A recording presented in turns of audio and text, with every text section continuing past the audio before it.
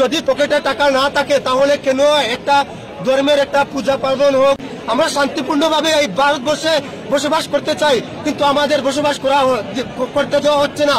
এদের দ্বারা আমরা প্রতিনিয়ত প্রতিদিন এদের দ্বারা আমরা আক্রান্ত হচ্ছি, আমরা নির্যাতিত হচ্ছি।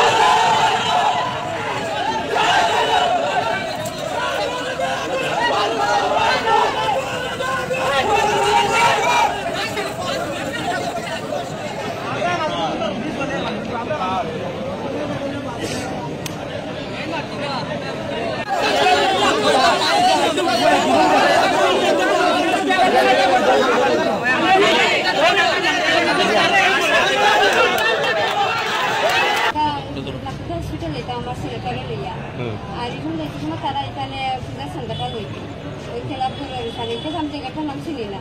তখন তারা টাকা খুঁজছে, আমরা হচ্ছে বাটা টাকা এখন আমরা নাই, আমরা কাছে আমরা আইতে দিব মানছে না। এরপরে দেখা হচ্ছে তারা এটারে আমার ছেলেটারে ওদিকে আছে, গাড়ির সামনে ওদিকে আইসে আইয়াও বেশি মারছে। তারপরে বেশি মারার পরে আমরা এখান থেকে নামছি, নামার পরে আমার গাড়ি রিপার করছে, টাকা পয়সা নিয়েছে, আমারও মারছে, আমার মেয়েটারও মারছে। সাইসে কাটির দিকে টানিয়ে নিয়ে যাবে, যখন তাইবার দিকে আলাদা লাগছে যখন আমার একটা আমার ফালাইয়া আমার মেয়েটারে খুব মারপিট করছে, আমারও মারছে। তারপরে এইটারও মারছে, আগুরও মারছে, ওইটার মারছে, আগুরও মারছে। তারা চাইছে চারটির ভিতরে নিতে বাড়ির ভিতরে আমি নিতে দিছি না, করে আমার আর রাস্তার দিকে হয়ে আমার মারছে। কোন জায়গার ঘটনাটা? ঘটনা এটা ও শিববাড়ির মধ্যে হয়ে এইটা সামনে আমি জায়গাটার নাম শুনি ডাউন আপনার বাড়ি কোন জায়গা? আমরা বাড়ি সাইপার বাড়ি খুললাইছে, বাড়ি খুললাইছে, এইটারে ডাক্তারটা পাইতাম, এইটারে ডাক্তারটা পাইতাম। রাস্তার ছাদা নিয়ে যাওয়া হয়েছে। এখন আপনার থানাত কি লেগে আছে?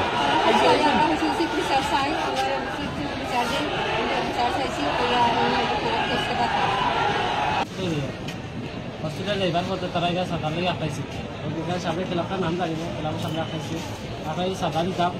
আমি বলছি এখন নাই, আমি হসপিটালে এবার সময় তোমাদের দেওয়া যাইব। তারপরে বলছে না আমরা এখন সেটা লাগবো চান্দা, ওই আপনারা বাড়িতে শুরু করবো। থানা লেগে গেছে, থানা সামনে গেছে, গাড়ি ধরেছে, বলি তারা বাসু যা সব বাড়িছে, বাড়ি আমার মারে মারছে, আমার বন্ধু মারছে, বাড়িতে মারছে, আমারে মারছে। কে মারছে তার নাম জানো? চিনি নাম ওই তারা তো আমার সিনেমা আগে ক্লাবের যা যজন আছে ক্লাব। কোন জায়গা? প্লেসটা কোনটা? কোন জায়গাতে? একদম সামনে ক্লাবের নাম কি নাম শুনতে? আমরা এখানে জমায়েত হয়েছি আমাদের কদমতলার এখানে একটা ক্লাব। এই ক্লাবে দুর্গাপূজা হচ্ছে, ভালো কথা, দুর্গাপূজা করেন। দুর্গাপূজার নাম করে ওরা চাঁদা কালেকশনের নাম করে মুসলিম সংখ্যালঘু একটা গাড়ি ওরা রাস্তার মধ্যে আটকিয়ে বেশি টাকা কালেকশনের নাম করে ওদেরকে একটা প্রস্তাব দেওয়া হয়েছে। প্রস্তাবটা ওরা গ্রহণ করেনি, ওরা বলেছে যে আমরা 500 টাকা টিপ নিয়ে যাচ্ছি, আপনাকে 5000 টাকা কেমন করে দেবো। তারপর ওদেরকে বলা হয়েছে যে 5000 টাকা দিতেই হবে, এরকম ওদের কাছে জুলুম করা হচ্ছে। তার জন্য ওরা বারণ করার পরে আমাদের গাড়ির মধ্যে দুজন মহিলা রয়েছেন, মুসলিম মহিলা রয়েছেন এবং দুজন ভাইও রয়েছিলেন মুসলিম ভাই।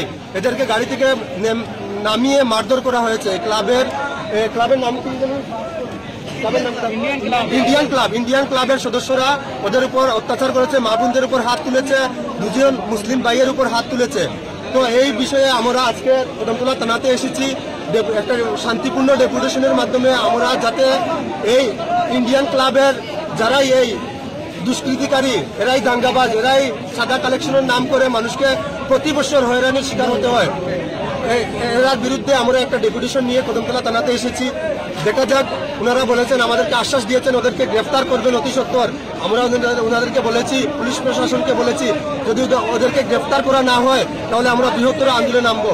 আমি আপনাদের মাধ্যমে জানিয়ে দিতে চাই, আমাদের ত্রিপুরা রাজ্যের মুখ্যমন্ত্রী ডক্টর মানিক সাহা, উনি দুর্গাপূজার আগে যে বার্তাটা দিয়েছিলেন সাংবাদিক সম্মেলন করে, যাতে দুর্গাপূজা কালী পূজার নাম করে কোনো মানুষকে হয়রানির শিকার না করা হয়, কোনো মানুষের উপর জুলুম করা যাতে না হয়। কিন্তু আমি দেখেছি ত্রিপুরা রাজ্যের মুখ্যমন্ত্রীর সেই বার্তাটুকু, ত্রিপুরা রাজ্যের মধ্যে অনেকটা ক্লাব রয়েছেন, এই দুর্নীতি করছেন, ওনারা চুরি বাটপারি করছেন, রাতের অন্ধকারে গাড়ি থামিয়ে গাড়ির উপর অ্যাটাক করে মানুষেরকে মারধর করে চাঁদা কালেকশন করছেন। উনার কথা টোটালি মানেননি ওনারা। তো আমি বলতে চাই, আপনার কথা ডক্টর মানিক সাহাকে বলতে চাই যে স্যার, আপনার কথা কতটুকু রেখেছে এই ত্রিপুরা রাজ্যের এই ক্লাবগুলা, যারাই ক্লাব করছে তারাই আপনারা ভালো করে দেখবেন, ওরাই কোনো একটা রাজনৈতিক দল, হয়তো ডক্টর মানিক সাহার রাজনৈতিক দল ওনারা করছেন, কিন্তু কতটুকু ওরা মেনেছে আপনার কথা, সেদিকে একটু লক্ষ্য রাখবেন। আমরা ভারতের মুসলিম, আমি একটা কথা বলতে চাই, ভারতের মুসলিম, আমরা সংবিধানের উপর বিশ্বাসী, আমরা পুলিশ প্রশাসনের উপর বিশ্বাসী, আমরা ডক্টর বাবা সাহেব আম্বেদকরের সংবিধানের উপর বিশ্বাসী, আমরা নীরব দর্শকের ভূমিকা পালন করছি, আমরা শান্তিপূর্ণভাবে এই ভারতবর্ষে বসবাস করতে চাই, কিন্তু আমাদের বসবাস করতে দেওয়া হচ্ছে না। এদের দ্বারা আমরা প্রতিনিয়ত প্রতিদিন এদের দ্বারা আমরা আক্রান্ত হচ্ছি, আমরা নির্যাতিত হচ্ছি। এই বিষয়ে আমরা একটা শান্তিপূর্ণ ডেপুটেশন নিয়ে এসেছি কদমতলা পিএসএ। আমাদের এখানে কোনো উশৃঙ্খলা হচ্ছে না, আমরা শান্তিপূর্ণভাবে ওসি সাহেবের সাথে আলাপ করেছি, আমাদের কিছু লোকও রয়েছেন, ওনাদের সাথে আলাপ করছেন। তো দেখা যাক, ওদেরকে যদি গ্রেফতার করে না হয় তা আমরা বৃহত্তর আন্দোলনে নামবো। এমন আমি বলতে চাই, যদি পকেটে টাকা না থাকে তাহলে কেন একটা ধর্মের একটা পূজা পার্বণ হোক, আর কোনো মুসলিম ধর্মের কথাই আমি বলছি, ওয়াজ নসিহত হোক, ধর্মের কোনো বড় ধরনের অনুষ্ঠান হোক, কেন করতে যাবেন আপনারা? যদি পকেটে টাকা থাকে তাহলে করেন, না হলে ফকিরের মতো রাস্তায় মানুষকে আটকে রাখেন, রাস্তায় মানুষকে আটকিয়ে চাঁদা কালেকশন করে কিসের পূজা? কোন ধর্মের মধ্যে লেখা আছে মানুষকে হয়রানির শিকার করে আপনারা পূজা করবেন?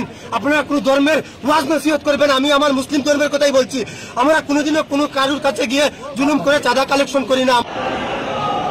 অলরেডি একজন অ্যারেস্টেড হয়েছে, এখন বাকি যারা আছে তাদেরকে আমরা অ্যারেস্ট করবো। আপনারা প্রশাসনকে সাহায্য